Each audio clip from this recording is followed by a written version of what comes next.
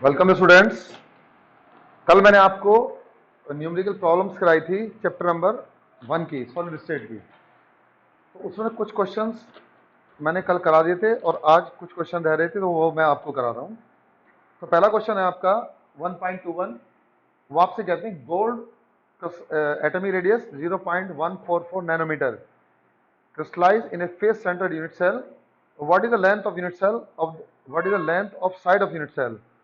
ये आपसे कह रहे हैं जो गोल्ड है उसकी एटॉमिक रेडियस 0.144 नैनोमीटर है, वो क्रिस्टलाइज करता है फेस सेंटर्ड यूनिट सेल के अंदर। What is the length of side of unit cell? आप ये बताइएगा जो हमारी लेंथ है उस यूनिट सेल की साइड की वो क्या होगी। तो आपको बताया था आर का formula R is equal to root 2/4 into A for F C C. हमने क्या किया, आर की वैल्यू पुट कर दी 0.144 into 4 nanometre divide by root 2 is equal to A, या 0.144 इंटू 4 डिवाइड बाई 1.414 रूट 2 की वैल्यू होती है is equal to N M is equal to A. इसको कैलकुलेट कर देंगे तो इसका आंसर आ जाएगा। इतना काम आप अपने आप करेंगे। उसके बाद आपका 1.24 क्वेश्चन है बेटा। 1.24 क्वेश्चन में आपसे कहते हैं कि एल्यूमिनियम, क्योंकि 1.22 आपके सिलेबस में है नहीं, 1.24 मैंने करा रखा था। Schottky defect Frenkel interstitial left centres क्या होते हैं। अब 1.24 पूछा आपसे कि aluminium crystallise in a cubic close packing structure. जो एल्यूमिनियम है वो क्रिस्टलाइज करता है क्यूबिक क्लोज पैकिंग स्ट्रक्चर में। It's metallic radius is equal to 125 picometre. Radius है 125 पिकोमीटर है। तो उन्होंने पूछा है कि बताओ what is the length of side of unit cell. पहले तो एक ही वैल्यू पूछ ली जैसे आपको यहाँ बताया था, और दूसरा पूछा है कि 1 सेंटीमीटर क्यूब में कितने यूनिट सेल होंगे। तो आप लिखेंगे R is equal to 125 picometre. A की वैल्यू यहाँ से कैलकुलेट करेंगे। ये कैलकुलेट करने पर ए इज इक्वल टू 1353.5 पिकोमीटर। इसको राउंड ऑफ कर लेते हैं तो लगभग 534 पिकोमीटर हो जाएगी। ए की वैल्यू हमने मीटर को कन्वर्ट किया, फिर सेंटीमीटर कन्वर्ट किया, ए की वैल्यू आ गई। अब हमें निकालना 1 सेंटीमीटर क्यूब में कितनी यूनिट सेल होंगी। तो हम निकाल लेंगे वॉल्यूम ऑफ यूनिट सेल, यानी ए क्यूब बराबर 3.54 ten power minus 8 centimetre cube, यानी इतने वॉल्यूम में एक यूनिट सेल होती है। तो आप लिखेंगे since 3.54 ten power minus 8 whole cube centimetre contain one unit cell. क्योंकि एक यूनिट सेल का वॉल्यूम है, 1 सेंटीमीटर क्यूब में कितनी हो जाएंगी आप इसको कैलकुलेट कर लेंगे। तो इसकी वैल्यू आ जाएगी यहाँ से इज इक्वल टू, यानी number of unit cell in 1 centimetre cube is equal to, ये आ जाएगी आपकी 10⁻24 तो ऊपर आ गई, नीचे आएगी 3.55 3.54 होल 5। ठीक है। तो जब मैं इसको कैलकुलेट करूंगा तो 3 के 9 के 27, लगभग ये 2.02 इंटू 10⁻22 आ जाएगी बेटा। इतने यूनिट सेल होंगी। और एक बार इसको आप चेक कर लेंगे आंसर से। ठीक है। तो इस तरीके से क्या होगा, ये आपका क्वेश्चन सॉल्व हो जाएगा। नेक्स्ट उन्होंने आपसे बोला है if NaCl is doped with 10⁻³ mole % of SrCl2। यदि आपने NaCl लिया है, उसको डॉप किया गया है 10⁻³ ऑफ मोल ऑफ SrCl2 के द्वारा, तो what is the concentration of cation vacancy. तो पहले हम ये निकालेंगे कि नंबर ऑफ एटम्स कितने होंगे 10⁻³ मोल्स के अंदर। जितने नंबर ऑफ एटम्स होंगे उतने क्या हो जाएंगे, उतने उसके अंदर कैटायन वैकेंसी। क्योंकि एक स्ट्रोंशियम NaCl के डालेंगे तो एक कैटायन वैकेंसी प्रोड्यूस करता है। तो निकालेंगे पहले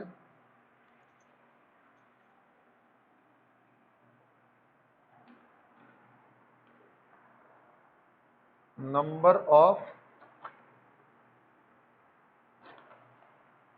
atoms in 10⁻³ mole % of SrCl2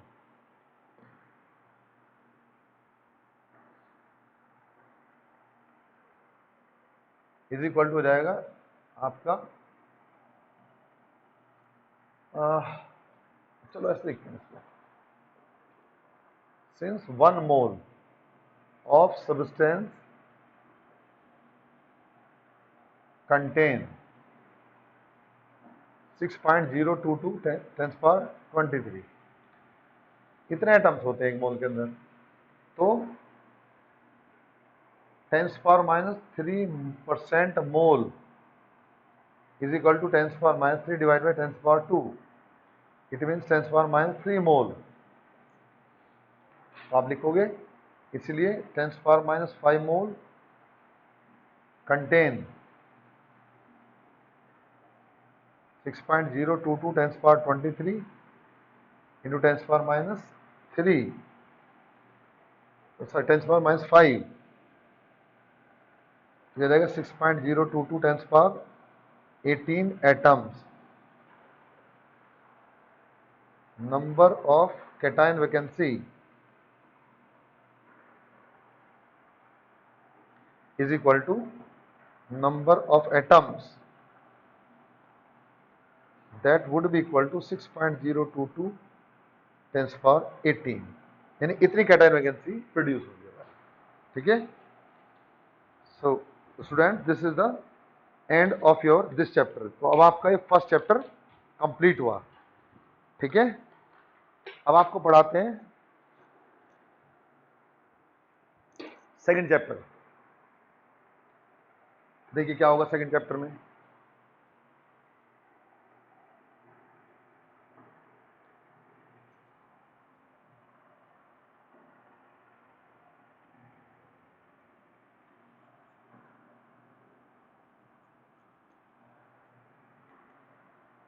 second chapter, इसका नाम है सॉल्यूशन. क्या होता है सॉल्यूशन में? देखिएगा, आपने छोटी क्लास में पढ़ा होगा सॉल्यूशन का मतलब क्या होता है. सॉल्यूशन का मतलब होता है सॉल्यूट प्लस सॉल्वेंट. यानी अगर हम कोई क्या करते हैं, सॉल्यूट लेते हैं और सॉल्वेंट लेते हैं, दोनों को आपस में मिक्स कर देते हैं, तो उनके द्वारा जो होमोजीनियस मिक्सचर बनता है उसको हम क्या बोलते हैं? उसी को हम सॉल्यूशन बोलते हैं. It means those homogeneous solution in which concentration of substance can be changed within certain limits. ठीक है, that is known as solution. यानी एक ऐसा होमोजेनियस मिक्सचर जिसके अंदर जो हमारी कंसंट्रेशन होती है सब्सटेंस की, उसको हम एक लिमिट तक ही क्या कर सकते हैं? चेंज कर सकते हैं. उसको हम क्या बोलते हैं? उनको हम सॉल्यूशन बोलते हैं. अब ये होमोजेनियस मिक्सचर में होते हैं. आपने होमोजेनियस कैसे होते हैं? जिनमें दोनों फेज मिल करके एक सिंगल फेज बनाती हो. सपोज कीजिए आपने शुगर लिया, आपने वाटर लिया, दोनों को आपने पहले शुगर के मॉलिक्यूल देखे, वाटर के मॉलिक्यूल देखे, दोनों को अलग अलग किया, मिला दिया. मिलाने के बाद में क्या हुआ? सॉल्यूशन जो बना वो होमोजेनियस होगा. यानी आप ये आइडेंटिफाई नहीं कर सकते कि कहाँ उसके अंदर सॉल्यूट के मॉलिक्यूल है और कहाँ उसके अंदर सॉल्वेंट के मॉलिक्यूल है. तो जब ऐसी सिचुएशन होती है तो ऐसे सॉल्यूशन को क्या बोलते हैं? Homogeneous solution. ठीक है. सॉल्यूशन में भी बाइनरी, टर्नरी और क्वाटनरी. जो सॉल्यूशन होते हैं वो बाइनरी भी हो सकते हैं, टर्नरी भी हो सकते हैं, क्वाटनरी भी हो सकते हैं. आप कहेंगे बाइनरी का मतलब क्या होता है? बाइनरी का मतलब होता है जिसमें दो कंपोनेंट हो, एक सॉल्यूट हो एक सॉल्वेंट हो, उसको बाइनरी बोलते हैं. जिसके अंदर एक सॉल्वेंट हो दो सॉल्यूट हो उसको टर्नरी बोलते हैं. जिसके अंदर एक सॉल्वेंट हो तीन सॉल्यूट हो वो क्वाटनरी कहलाता है. जैसे आपने वाटर लिया प्लस शुगर लिया, दोनों को मिला दिया, मिक्स कर दिया आपने, तो आप ये नहीं पहचान के बता सकते कि कहाँ पे सॉल्यूट मॉलिक्यूल है, कहाँ इसके अंदर सॉल्वेंट मॉलिक्यूल है. तो ऐसा सॉल्यूशन क्या कहलाता है हमारा? इसको बोलते हैं हम binary solution, solute plus solvent. दूसरा कैसा हो गया? मान लीजिए आपने वाटर लिया, आपने शुगर लिया, आपने NaCl लिया, उसको मिक्स कर दिया, तो कैसा बना? तीन कंपोनेंट हो गए, टर्नरी. आपने वाटर लिया, शुगर लिया, NaCl लिया और आपने सिट्रिक एसिड डाल दिया, यानी नींबू डाल दिया, शिकंजी बन गई. कैसा हुआ? इसको बोलते हैं क्वाटनरी सॉल्यूशन. तो primary sorry binary, ternary, quaternary. हमारे सिलेबस में केवल बाइनरी क्वेश्चन ही है, बाइनरी सॉल्यूशन ही है, टर्नरी या क्वाटनरी हमारे सिलेबस में नहीं है. And depending upon the nature of solute and solvent there are 9 type of solution. कितने तरह के होते हैं? 9 तरह के सॉल्यूशन होते हैं. आप कहेंगे 9 तरह का मतलब क्या है? मान लीजिए एक बार आपने, मैं आपको एग्जांपल से बताता हूं. जैसे आपने यहां तो लिया सॉल्यूट, यहां लिया आपने सॉल्वेंट और यहां आपने लिया सॉल्यूशन। मान लीजिए आपने सॉल्वेंट लिक्विड लिया, लिक्विड लिक्विड लिक्विड, ये आपने लिया सॉलिड, ये आपने लिया लिक्विड, ये आपने लिया गैस। तो क्या होगा? Solid in liquid, sugar solution. मान लिया आपने शुगर लिया, सॉलिड सॉलिड होती है, वाटर लिया लिक्विड होता है, तो शुगर का सॉल्यूशन कैसा होगा हमारा? सॉलिड इन लिक्विड टाइप का सॉल्यूशन होगा। Liquid in liquid, alcohol plus water. देखा होगा लोग वाइन के अंदर वाटर मिलाते हैं, सोडा मिलाते हैं, क्योंकि मिल जाती है। तो कैसा हुआ ये? लिक्विड इन लिक्विड, अल्कोहल भी लिक्विड है, वाटर भी लिक्विड है। दूसरा होता है gas in liquid, CO2 in cold drink. ये क्या हुआ हमारे? ये गैस इन लिक्विड हुआ। तो जैसे तीन तरह के ये सॉल्यूशन बने। तीन कब बनेंगे? जब हम क्या करेंगे? जब हम सॉल्वेंट को सॉलिड ले लेंगे, ये सॉलिड, ये सॉलिड, ये सॉलिड, तीन सॉल्यूशन तब बन जाएंगे। उन तीन में कैसे? देखिएगा, सॉलिड इन सॉलिड। मान लीजिए आपने लिया कॉपर प्लस गोल्ड, ये सॉलिड इन सॉलिड टाइप का सॉल्यूशन होता है। जो ऑर्नामेंट बनवाते हैं हम, तो ऑर्नामेंट में क्या होता है? कॉपर भी होता है और गोल्ड भी होता है। तो ऐसे टाइप का सॉल्यूशन हमारा आपका सॉलिड इन सॉलिड कहलाएगा। दूसरा होता है liquid in solid. Liquid in solid में क्या होगा? लिक्विड इन सॉलिड में होता है बेटा, आपने सपोज कीजिए लिक्विड ले लिया और उसके बाद में आपने सॉलिड लिया। तो लिक्विड लिया आपने, मान लीजिए लिक्विड लिया आपने मरकरी और सॉलिड लिया आपने सोडियम। तो NaHG, इसको बोलते हैं अमलगम, सोडियम अमलगम। तो ये क्या होता है हमारा? ये हो जाता है हमारा लिक्विड इन सॉलिड टाइप का सॉल्यूशन। इसी तरह से क्या होता है?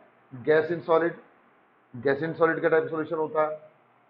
तो इस तरीके के जो सॉल्यूशन होते हैं हमारे, ये सब क्या कहलाते हैं? ये सब के सब हमारे सॉल्यूशन कहलाते हैं। तो हमारे 9 तरह के टोटल सॉल्यूशन होते हैं, बुक में आपको दिए गए हैं। जब आप बुक खोलेंगे तो पता चल जाएगा। तो इस तरीके से सॉल्यूशंस का पार्ट है हमारे। अब हम बात करते हैं इसके बाद आपका सॉल्यूट एंड सॉल्वेंट। पढ़ा होगा आपने सॉल्यूट के बारे में, क्या होता है? आपने छोटी क्लास में पढ़ा होगा, वो सब्सटेंस जो किसी चीज की सॉल्यूशन के अंदर घुल जाता है, या सॉरी, आपने छोटी क्लास में पढ़ा होगा, वो सब्सटेंस जो कम मात्रा में होता है उसको सॉल्यूट बोलते हैं। जो ज्यादा मात्रा में होता है वो सॉल्वेंट कहलाता है। ठीक है, ये सब छोटी क्लास में पढ़ाया जाता है। एक सॉल्यूट है, एक सॉल्वेंट है। अब बात आती है बड़ी क्लासेस में। यहां ये बोला जाता है कि वो कंपोनेंट जो हमारा या तो कम मात्रा में हो, ये जो घुल जाता हो, यानी the substance which get dissolve, that is known as solute. और जिसमें जो जो घोलता हो दूसरी चीज को, वो क्या कहलाता है? हमारा सॉल्वेंट। अब हम ये नहीं कह सकते जो कम मात्रा में सॉल्यूट है, ज्यादा मात्रा सॉल्वेंट है। जैसे मान लीजिए आपने चीनी ली, चीनी तो आपने ले ली सपोज करो 100 ग्राम, और वाटर ले लिया आपने 50 ग्राम। डिजोल्व करोगे तो क्या हो? घुल जाएगा। तो इसके नाम, अब इस हिसाब से तो आपका चीनी क्या होनी चाहिए? सॉल्वेंट। और आपका वाटर क्या होना चाहिए? सॉल्यूट। चूंकि चीनी ज्यादा मात्रा में और वाटर क्या कम मात्रा में? नहीं, चीनी घुलती है और वाटर क्या होता है? उसको डिजोल्व करता है। तो जो चीज घुलती है वो सॉल्यूट कहलाता है, और जो चीज जिसमें घोली जाती है उसको सॉल्वेंट बोलते हैं। तो सॉल्यूट क्या हुआ? दो substance which are in less amount, जो लेस अमाउंट में हो, और विच गेट डिजॉल्व, ये जो डिजॉल्व हो जाते हैं, इज नोन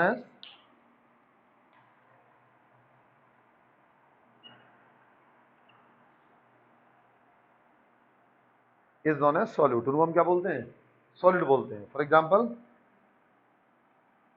शुगर, NaCl, ये सॉल्यूट कहलाते हैं हमारे। अब सॉल्यूट हमारे दो तरह के होते हैं। एक होते हैं volatile, it means these are two type. दो तरह के होंगे, ए वोलेटाइल, क्या होते हैं वोलेटाइल? दो सब्सटेंस which get vaporized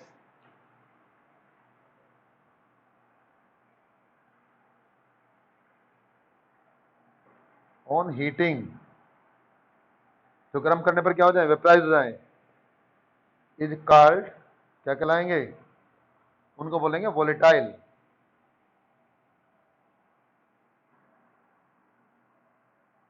ठीक है, वोलेटाइल सब्सटेंस वोलेटाइल कहलाते हैं। आप कहेंगे इसका मतलब क्या हुआ? देखिए, जैसे आप लेते हैं camphor, naphthalene,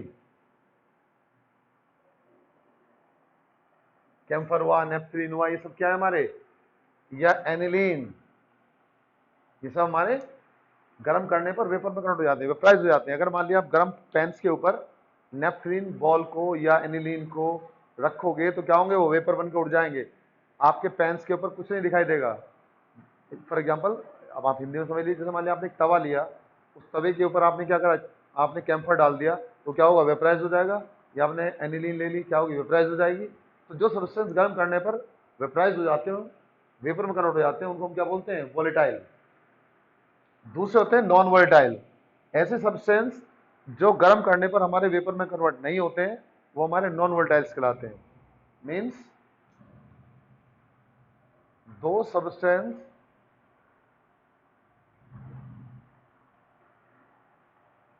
which do not convert into vapor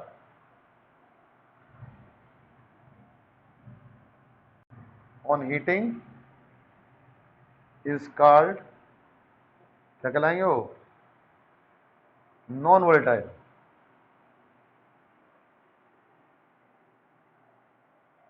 non volatile substance यानी जो गर्म करने पर वेपर में कन्वर्ट ना हो, नॉन वोलेटाइल्स कहलाते हैं। अब आप कहेंगे नॉन वोलेटाइल में क्या हो गया जी? नॉन वोलेटाइल में आते हैं बेटा आपका, जैसे आपका शुगर, NaCl, ये सब क्या होते हैं? हमारे नॉन वोलेटाइल्स होते हैं। यानी अगर आप शुगर को गर्म पेंस के ऊपर डालेंगे तो क्या होगा? वहां पर बेटा आपको कोई भी, जब गर्म करेंगे तो कोई वेपर नहीं बनेगी। मान लीजिए आपने शुगर लिया, तो शुगर के अंदर क्या है?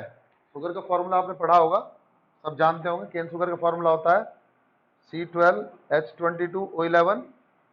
जब आप इसको हीट करेंगे तो क्या होगा? डिकम्पोज हो जाएगा ये, और वहां पर क्या होगा? 12C plus 11H2O। तो H2O तो क्या हुआ? उड़ गया, लेकिन कार्बन क्या हुआ? कार्बन तो वहीं पर रहता है, चिपक जाता है। आपने देखा होगा गर्म पेंस के ऊपर जब आप कोई शुगर डालेंगे, गुड़ डालेंगे, तो क्या होगा? वो नीचे चिपक जाएगा। इसका मतलब क्या है? वो कंपाउंड सरफेस छोड़कर नहीं जा रहा। तो जो सब्सटेंस वेपर में कन्वर्ट नहीं होती है, मत सोचना कि वाटर वेपर कन्वर्ट हो गया, तो वाटर का मतलब नहीं है, पूरा कंपाउंड वो तो डिकम्पोज हो गया हमारा। तो जो कंपाउंड गर्म करने पर वेपर में कन्वर्ट नहीं होते हैं, वो हमारे नॉन वोलेटाइल्स कहलाते हैं। इस तरह से आप NaCl लेते हैं, NaCl को अगर आप डालेंगे गर्म पेंस के ऊपर तो वो भी क्या होगा? वो भी आपका वेपराइज नहीं होता। तो ऐसे सब्सटेंस जो गर्म करने पर वेपर में कन्वर्ट नहीं होते, वो क्या कहलाते हैं? उनको बोलते हैं हम नॉन वोलेटाइल, वो नॉन वोलेटाइल्स कहलाते हैं। ठीक है जी। चलिए, अब इसके बाद आगे बात आती है हमारी सॉल्वेंट की। अभी तक तो आपने सॉल्यूट पढ़ा, अब सॉल्वेंट पढ़ते हैं। क्या होता है सॉल्वेंट? दो substance which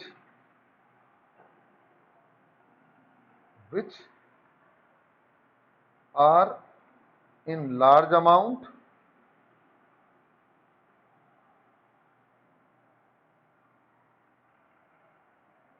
or in which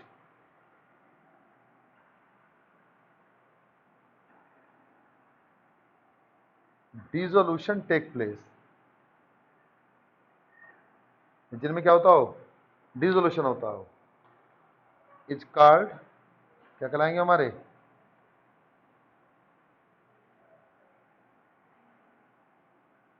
solvent. उनको हम सॉल्वेंट बोलते हैं। सॉल्वेंट हमारे दो तरह के होते हैं, ये भी दो तरह के हैं, दीज आर टू टाइप, दो तरह के हैं। ए पहले कहलाते हैं हमारे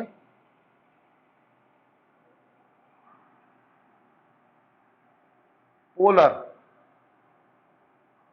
polar solvent means those solvent which have dipole moment, पढ़ाया था आपको, dipole moment greater than 0,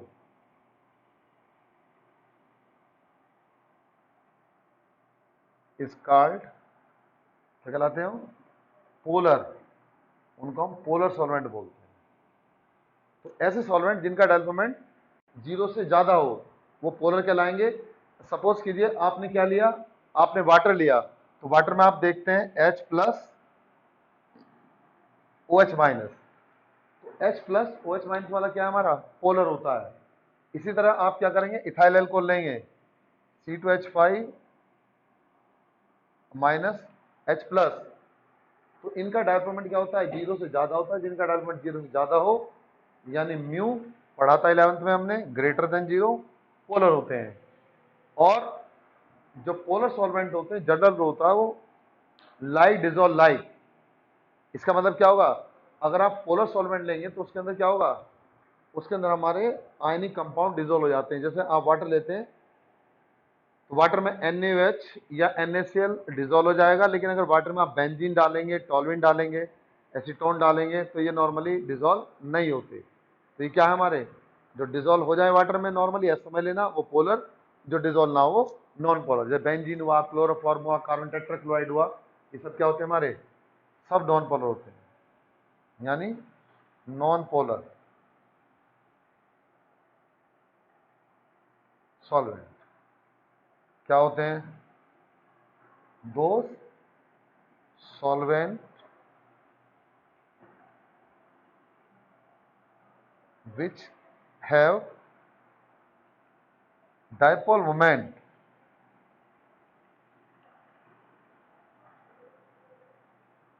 equal to 0,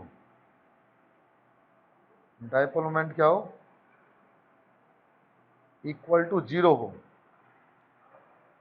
is known as, क्या कहलाएंगे हमारे वो, नॉन पोलर। उनको हम नॉन पोलर बोलते हैं। जैसे हमारा एसीटोन C6H6 बेंजीन, इसी तरह से क्या होगा हमारा C6H5NH2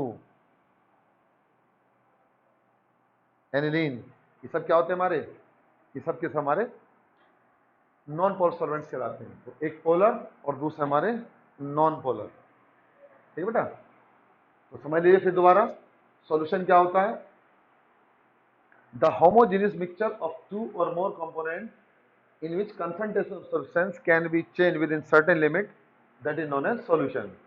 यानी एक ऐसा होमोजेनियस मिक्सचर जिसके अंदर दो या दो से ज्यादा सब्सटेंस हो और जिनकी कंसंट्रेशन को हम एक लिमिट तक ही क्या कर सकते हैं, चेंज कर सकते हैं, उसको हम क्या बोलते हैं, उसको हम सॉल्यूशन बोलते हैं। सॉल्यूशन में दो कंपोनेंट होते हैं, एक कहलाता है बेटा सॉल्यूट, दूसरा कहलाता है सॉल्वेंट। अब आप कहेंगे सॉल्यूट क्या होता है, सॉल्यूट वो कंपोनेंट होता है those substance which are in less amount, यानी जो सब्सटेंस हमारे लेस अमाउंट में हो और विच गेट डिजोल्व, या जो हमारे डिजोल्व हो जाते हो, उनको हम क्या बोलते हैं, उनको बोलते हैं हम solute. For example sugar, NaCl etcetera, ये सब क्या होते हैं, सॉल्यूट कहलाते हैं। दूसरे होते हैं हमारे, ये जो सॉल्यूट हमारे दो तरह के होते हैं, एक होते हैं वोलेटाइल, एक होते हैं नॉन वोलेटाइल। तो वो सब्सटेंस, यानी those substance which get vaporise on heating, जो हीट करने पर वेपराइज हो जाते हो, वो क्या कहलाते हैं हमारे वोलेटाइल्स, उनको वोलेटाइल सब्सटेंस बोलते हैं। For example camphor, naphthalene, aniline, ये हमारे वोलेटाइल हैं। उसके बाद आते हैं non volatiles, those substance which do not convert into vapour on heating is called non volatile substance. For example sugar, NaCl, ये सब क्या होंगे, नॉन वोलेटाइल्स। जैसे मैंने आपको बताया कि अगर मान लिया गर्म पैंस के ऊपर आप क्या करते हैं, डाल देते हैं एनिलीन को, नेफ्थलीन को, बेंजीन को, एसीटोन को, ये सब क्या होंगे गर्म करने पर वेपराइज हो जाएंगे। लेकिन अगर आप नमक या आपका शुगर डालेंगे तो वो वेपराइज नहीं होगी, वहीं पे क्या होगी, वहीं पे ही बैठी रहेगी, चिपक जाएगी नीचे। ऐसे सब्सटेंस नॉन वोलेटाइल्स कहलाते हैं। इसके बाद बात आती है सॉल्वेंट की। Those substance which are in large amount, जो लार्ज अमाउंट में हो, और in which dissolution take place, या जिनमें हमारा क्या होता हो, डिसोल्यूशन हो जाता है, वो क्या कहलाते हैं, उनको हम सॉल्वेंट बोलते हैं। दीज आर टू टाइप, दो तरह के होते हैं। एक होते हैं पोलर सॉल्वेंट। पोलर सॉल्वेंट का मतलब क्या, दो solvent which have dipole moment greater than zero, जिनका डायल्फॉर्मेट ग्रेटर देन जीरो होता है, वो क्या कहलाते हैं हमारे, उनको बोलते हैं पोलर। जैसे वाटर हुआ, इथाइल अल्कोहल हुआ, ये पोलर होंगे। और जिनका डायल्फॉर्मेट इक्वल टू जीरो होता है, उनको नॉन पोलर बोलते हैं। और जनरल रूल होता है लाइक डिजोल्व लाइक। जैसे आपने देखा होगा, तो वाटर में NH घोलेंगे, NaCl घोलेंगे तो डिजोल्व हो जाएगा। लेकिन अगर वाटर के अंदर हम बेंजीन टॉलिन घोल लेंगे तो नहीं घुलेगी। लेकिन अगर हम क्या करें, बेंजीन वगैरह को एनिलीन में या कार्बन टेट्राक्लोराइड में घोलेंगे तो घुल जाएंगे। तो इसका मतलब होता है लाइक डिजोल्व लाइक। आप ऐसा समझ सकते हैं, मान लीजिए एक पढ़ने वाला बच्चा है, ठीक है, और एक ना पढ़ने वाला बच्चा है। अब क्लास में पढ़ने वाला बच्चा, उसकी जो फ्रेंडशिप होगी वो उन्हीं दोस्तों से होगी जो पढ़ने वाले होंगे, और जो बिल्कुल घूमने फिरने वाला है उसकी दोस्ती उनसे होगी जो ना पढ़ने वाले हों। तो इस तरीके से एक रूल होता है कि लाइक डिजोल्व लाइक, तो जो जैसे होते हैं वो उन्हीं के साथ फ्रेंडशिप करते हैं या उन्हीं के साथ डिजोल्व होते हैं। यही रूल हमारा सॉल्यूशन में भी काम होता है, लाइक डिजोल्व लाइक। तो ये तो पढ़ा हमने सॉल्यूशन के बारे में, सॉल्वेंट के बारे में और आपका सॉल्वेंट के बारे में। अभी मैंने आपको बताया था बाइनरी, टर्नरी, क्वाटरनरी। तो हमारे सिलेबस में केवल बाइनरी सॉल्यूशन है, और बाइनरी सॉल्यूशन हमारे 9 टाइप के होते हैं, 9 टाइप के। These are the 9 type of binary solution. Now अब हम बात करते हैं आपकी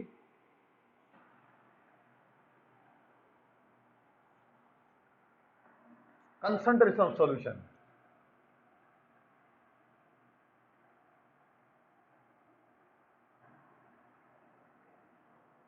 कंसंट्रेशन सॉल्यूशन क्या होती है? कंसंट्रेशन सॉल्यूशन का मतलब होता है द अमाउंट ऑफ सब्सटेंस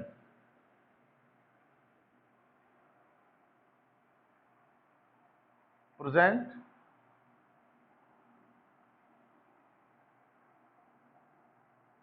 पर litre of solution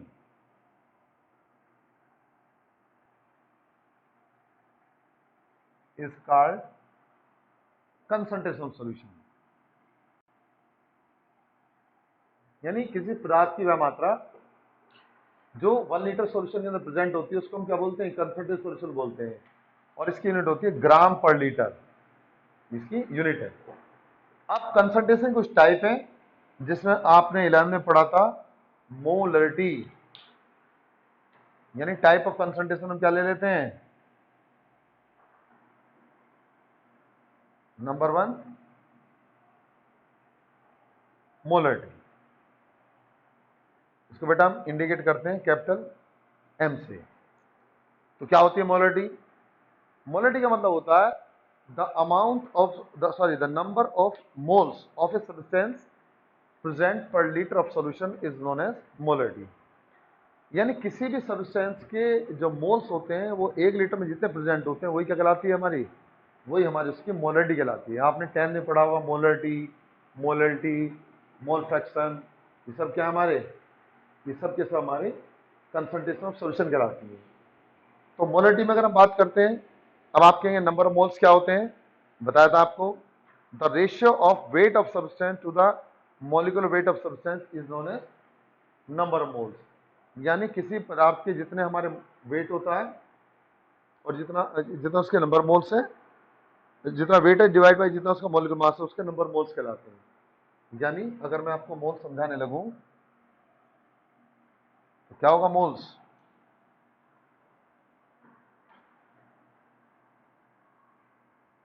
moles of substance.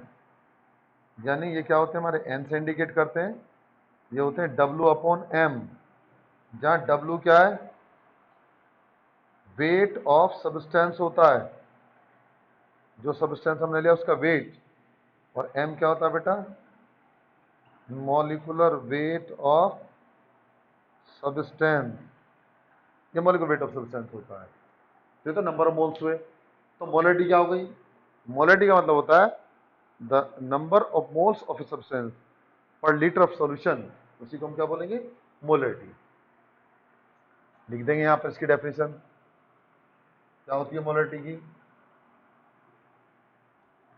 The number of moles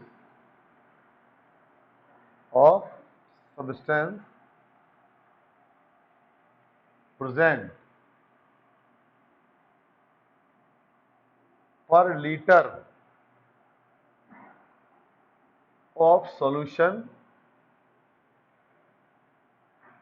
is called molarity. उसका मोलरिटी बोलते हैं, कैपिटल एम से इंडिकेट करते हैं।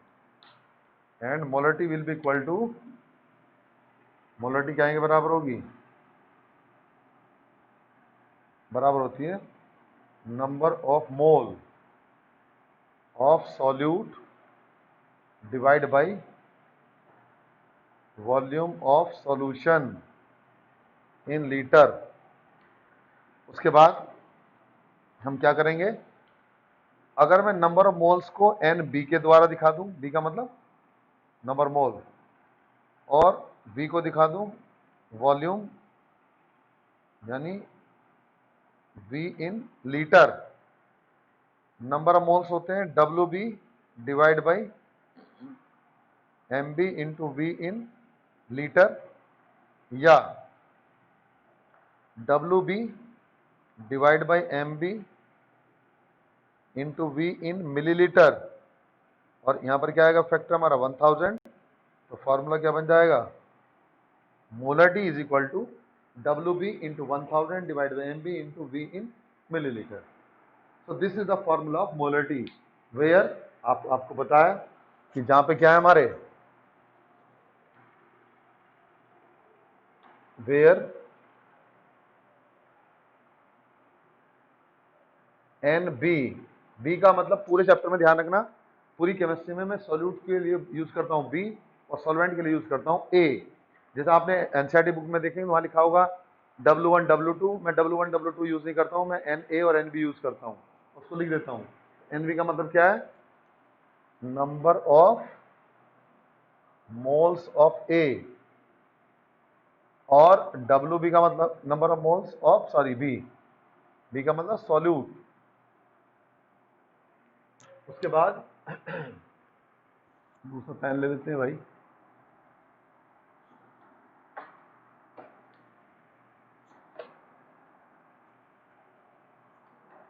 अब देखिए